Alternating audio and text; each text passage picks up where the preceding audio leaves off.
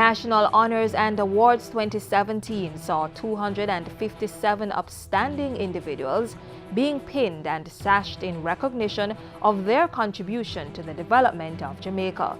The spirit of the honorees resonated humility and national pride. Being awarded today is an incredible honor, and I accept it with much humility. If we recognize engineers, we're recognizing the worth and the value to the community. So I'm indeed very honored. Well, I'm very elated. The fact that you can be awarded or rewarded for your service to the country. I worked at Princess Margaret Hospital for 40 years, and my blessing today, I feel so comfortable. I felt really, really appreciated. It's a great privilege and an honor to get this award.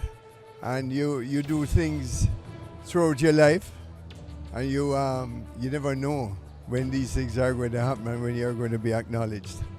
So I'm extremely proud. One doesn't set out to get awards or recognition, but it comes along the way. It's an added bonus. Encouragement to just push on, work harder, and try and ensure that I influence others to volunteer as well, to make a difference, to improve lives, transform lives, and to help to build our country and make it a better place. It will give me more encouragement that I'm recognized by my country nationally, and spur me on to continue working in the same way that I have been, and to try and inspire other youngsters to follow in my footsteps. I'm very happy that I've been able to help to transform lives and make a difference. It's always a pleasure serving your country.